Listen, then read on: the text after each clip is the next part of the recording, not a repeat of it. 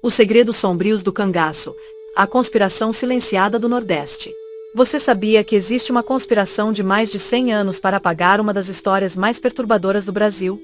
Estamos em 1986. O país emerge das trevas de uma ditadura militar que calou vozes por décadas. É neste momento tenso, quando os segredos começam a vazar pelas frestas da censura, que um jovem cineasta cearense chamado Rosenberg Cariri comete um ato de rebeldia que mudaria tudo. Ele não sabia, mas estava prestes a desenterrar fantasmas que poderosos tentaram sepultar para sempre. O filme Caldeirão da Santa Cruz do Deserto não era apenas cinema, era uma bomba relógio cultural que explodiria décadas de silêncio forçado.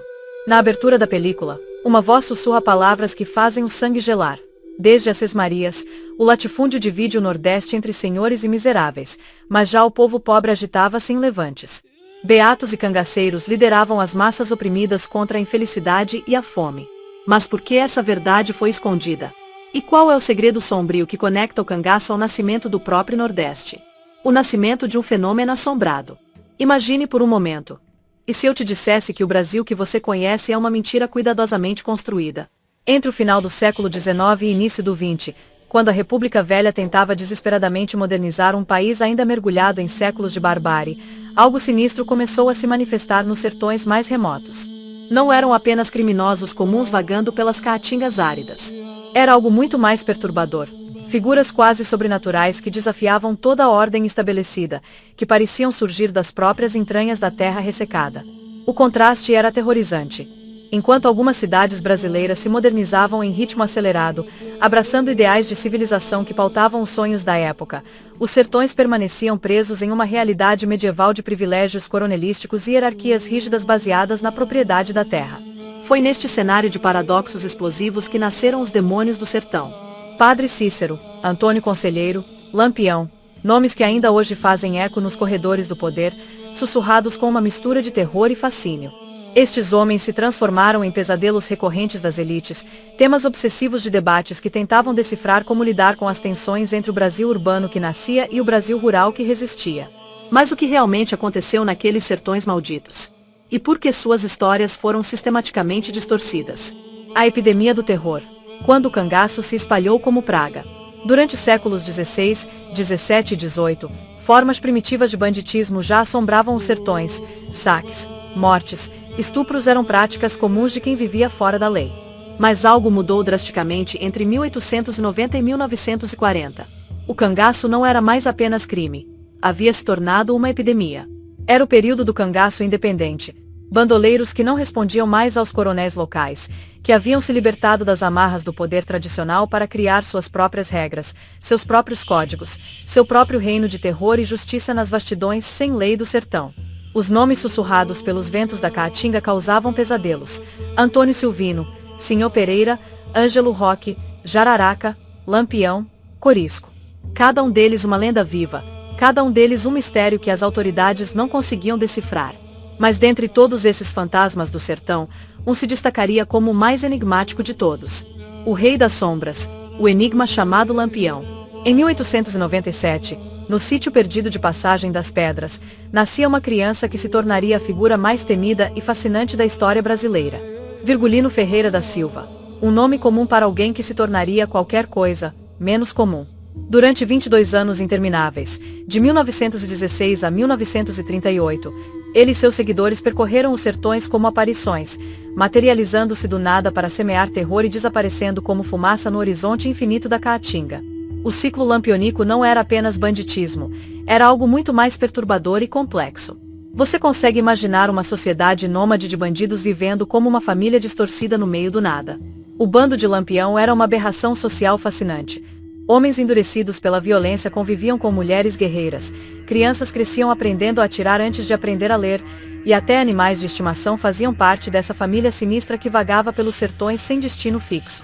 A grande estruturação do grupo era assombrosamente eficiente. Eles tinham hierarquia, códigos de conduta, rituais próprios, uma cultura inteira construída em torno da marginalidade e da violência. Era como se tivessem criado uma civilização paralela, operando nas franjas da sociedade oficial. Mas o que mais aterrorizava as autoridades era sua aparente invencibilidade. Lampião construiu uma reputação que parecia sobrenatural, nunca se rendeu, nunca foi preso, nunca abandonou o cangaço. Era como se forças ocultas o protegessem, como se tivesse feito um pacto com as próprias trevas do sertão. O alcance da mídia da época, rádios, revistas, jornais, amplificou sua lenda a proporções míticas. Fotografias de Lampião e seu bando circulavam como cartas de tarô sinistras, cada imagem contando histórias de horror e fascínio que alimentavam pesadelos e admiração em igual medida. Até que, numa madrugada amaldiçoada de julho de 1938, o mito encontrou seu destino na Grota de Angico. A morte que não foi o fim. O que aconteceu naquela grota maldita em Sergipe é uma das páginas mais sombrias da história brasileira. O tenente João Bezerra e sua força volante finalmente encurralaram o bando de Lampião. O combate foi brutal, definitivo. Lampião, Maria Bonita e 9 outros bandoleiros morreram numa chuva de balas que ecoou pelos sertões como um trovão de fim de mundo. Mas mesmo na morte, Lampião continuaria a assombrar o país. O que fizeram com os corpos foi algo que arrepia a espinha até hoje.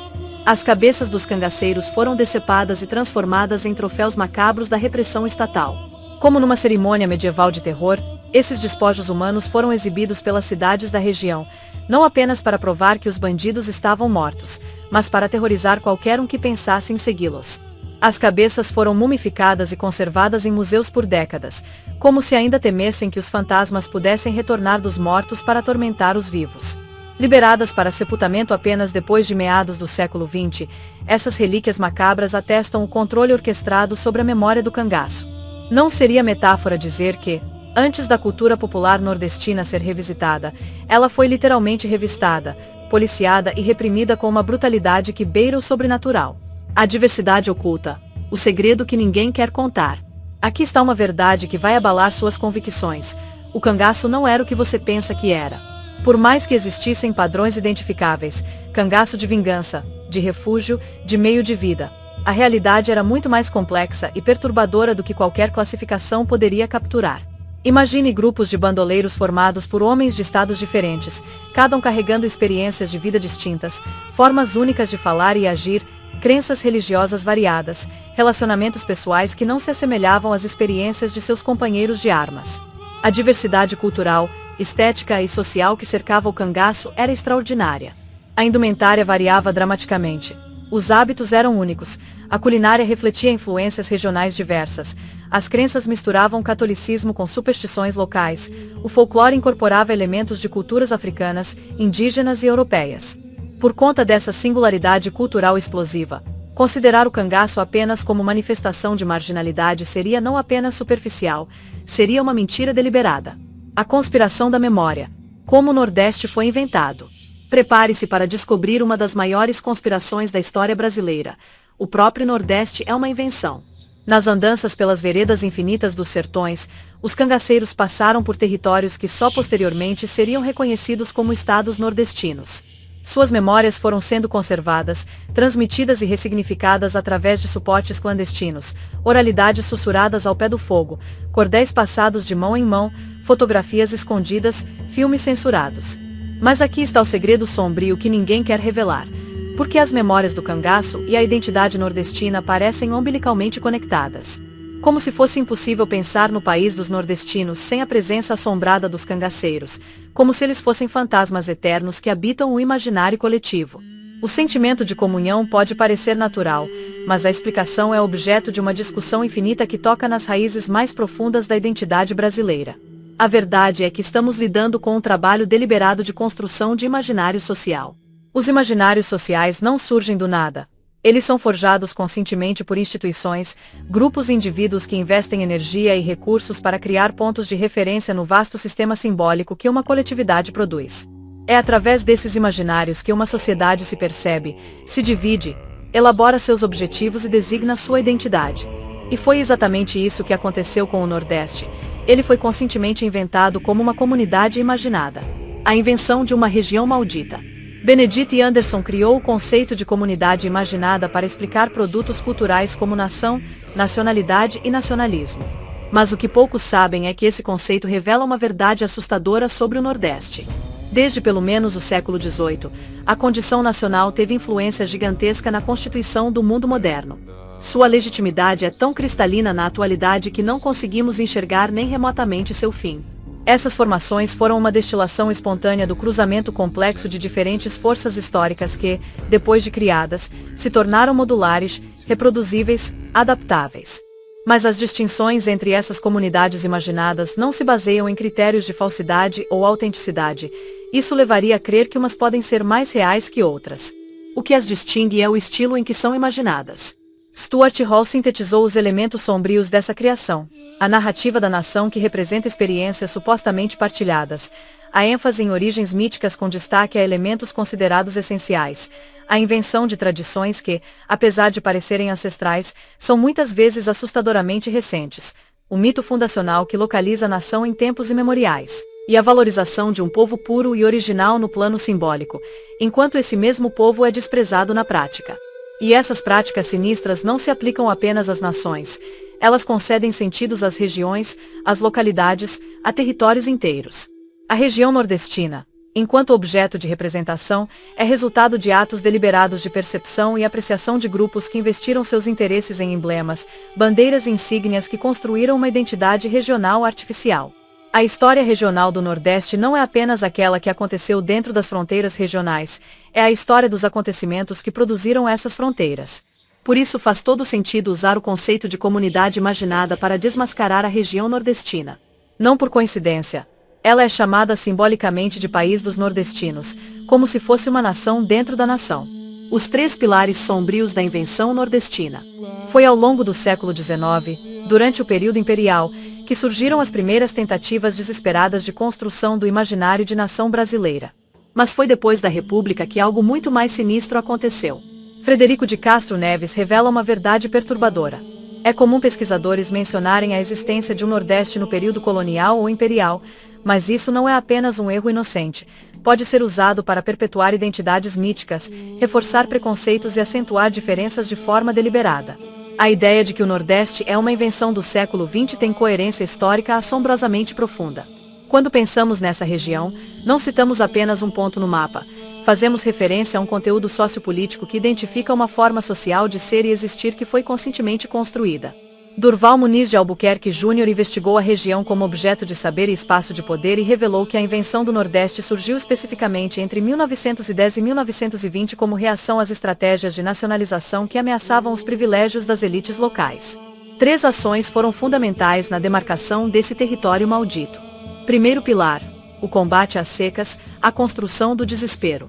O combate às secas fez o território ter maior atenção do poder público federal, resultando na criação da Inspetoria Federal de Obras contra as Secas, IFOCS, em 1919. Mas por que exatamente em 1919? E por que criar uma instituição específica para atuar na parte seca do Norte, o Nordeste? Segundo pilar: os conchavos políticos, a conspiração das elites decadentes. Grupos elitistas, especialmente parlamentares do Congresso Nacional do Bloco do Norte criado nos anos 1920, se organizaram para manter seus poderes diante de uma decadência iminente. Eles unificaram reivindicações contra uma suposta política discriminatória que alegavam sofrer em relação aos estados do Sul. Mas essa discriminação era real ou foi inventada para justificar privilégios? Terceiro pilar: o combate ao cangaço e ao messianismo, a guerra contra os fantasmas. Aqui está o segredo mais sombrio de todos. O combate ao cangaço foi usado como pretexto para criar uma solidariedade artificial entre políticos nortistas. Os cangaceiros eram acusados de não respeitar fronteiras estaduais, o que exigia uma atuação conjunta cada vez maior do aparelho repressivo. Em 1922, foi realizado o sinistro convênio contra o banditismo entre Pernambuco, Ceará, Paraíba e Rio Grande do Norte, na repartição central da Polícia de Pernambuco. O objetivo oficial era extinguir os bandos de cangaceiros e capturar os criminosos que perturbam a ordem pública. Mas o objetivo real era muito mais sinistro: a arte sinistra de dar tempo ao espaço. Paralelamente aos três pilares oficiais, algo ainda mais perturbador estava acontecendo nos bastidores da cultura. A construção da região nordestina também surgia de uma série de práticas discursivas que afirmavam uma sensibilidade regional através dos trabalhos de intelectuais, folcloristas e artistas que operavam uma verdadeira alquimia cultural. Era literalmente a arte de dar tempo ao espaço. Em contraposição aos fatores naturalistas que conferiam imagem pejorativa à nascente região, muitos intelectuais usaram fatores históricos para construir diferentes tempos para o espaço nordestino. Ao falarem de uma história do Nordeste desde o século XVI, lançaram para trás uma problemática que havia surgido apenas no início do século XX. O trânsito entre esses discursos fica perturbadoramente nítido na atuação de folcloristas como Gustavo Barroso.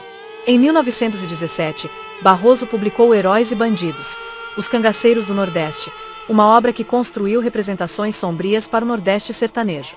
Ele supunha que a alma da nação poderia ser encontrada através do estudo do folclore do sertão, que a tradição mantinha oculto pela bravura e mesmo pelo crime, que o cangaceiro era geralmente enaltecido como herói por sua valentia e coragem em contraposição aos poderosos.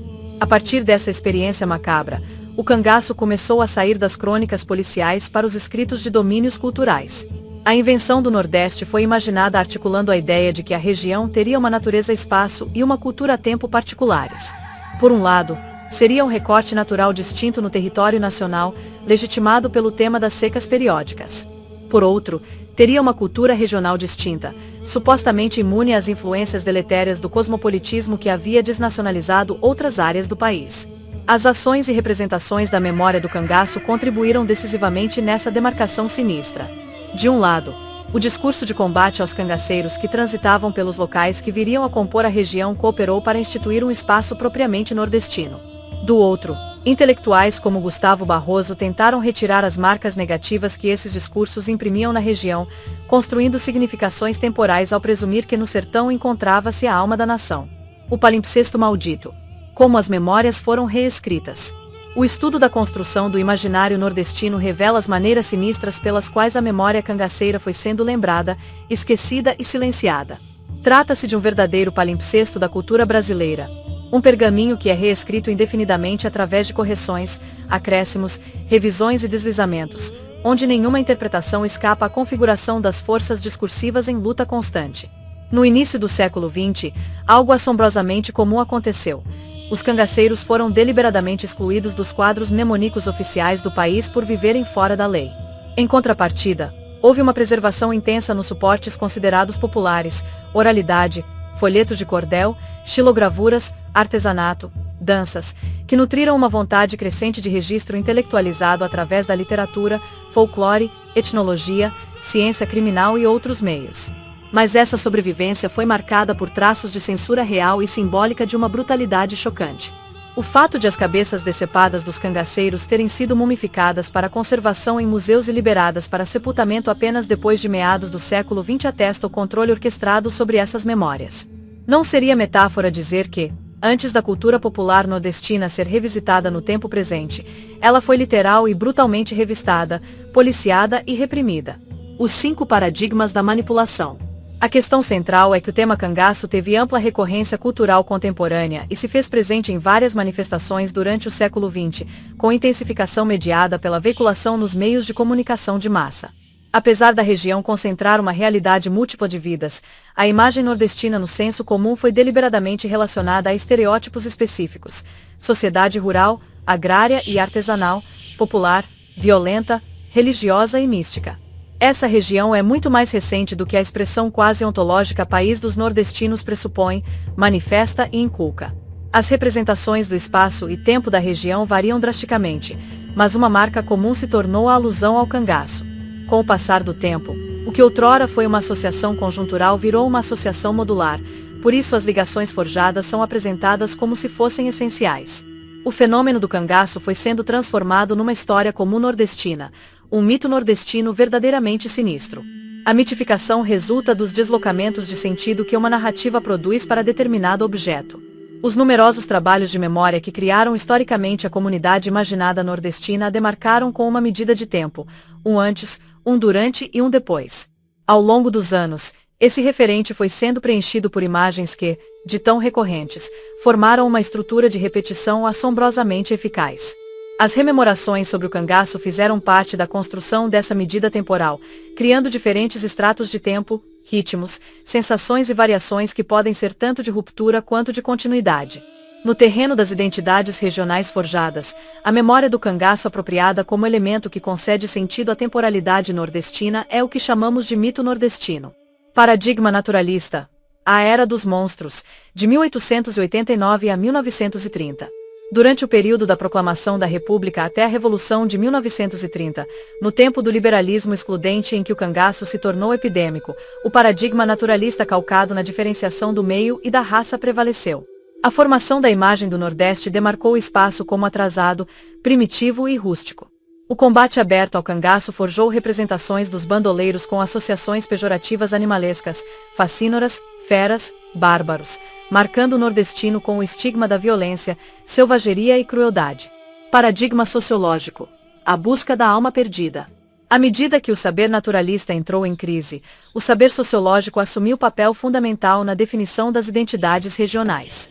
Para compensar o desgaste da imagem nordestina, intelectuais procuraram legitimar o espaço inventando tradições culturais, atribuindo-lhe uma temporalidade específica para salvar lugares ameaçados, manter privilégios e equilibrar ordens políticas.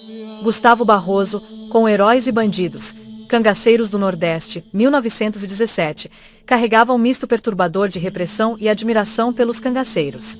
Por um lado, propunha formas de eliminação do fenômeno. Por outro, admirava sua presença nas expressões culturais da tradição sertaneja. Valores considerados positivos em torno do cangaço foram tomados como representativos da alma sertaneja: instinto animal, bravura, macheza, valentia. Paradigma marxista: a era dos revolucionários potenciais, de 1930 a 1940. Durante o início da década de 1930 até o apogeu do Estado Novo, no tempo do nacional-estatismo com reforço da repressão estatal ao cangaço, o paradigma marxista foi decisivo. Surgiu uma nova imagem de Nordeste concentrando denúncia de atraso, fome e miséria em clara intenção de combater a ideia de inferioridade regional. Operações de propaganda de Getúlio Vargas continuaram tomando cangaceiros como bandidos abjetos, inimigos da civilização e elementos desestabilizadores devido à ausência da monopolização da violência pelo Estado. Mas na literatura regionalista, o cangaceiro foi lido como consequência da seca, da incapacidade dos poderes públicos, ou como revolta contra a sociedade moderna. Jorge Amado, com Capitães de Areia, 1937, apresentou uma imagem do cangaceiro como arquétipo de resistência popular, uma arma de conscientização política. Paradigma da revolta: o Nordeste rebelde, de 1945 a 1964. No período da democratização de 1945 até a ditadura civil-militar de 1964, o cangaço foi exterminado e passou a ser apropriado no campo cultural. O paradigma marxista se estabeleceu formando a imagem do Nordeste como território da revolta, tomando o cangaceiro como revolucionário em potencial. Esse Nordeste rebelde, bárbaro e primitivo devia ser domado ou pela disciplina burguesa ou pela disciplina revolucionária. Rui Facó, com Cangaceiros e Fanáticos, 1963, apresentou o cangaceiro com propensão a justiceiro revolucionário. Paradigma antropológico: as vozes dos sobreviventes, de 1970 a 1980. Durante o regime militar e a gradual distensão política, as vozes de sujeitos envolvidos diretamente com o cangaço ganharam espaço na cena pública. O paradigma antropológico identificou o Nordeste de forma mais humanizada, baseado nas narrativas do indivíduo comum.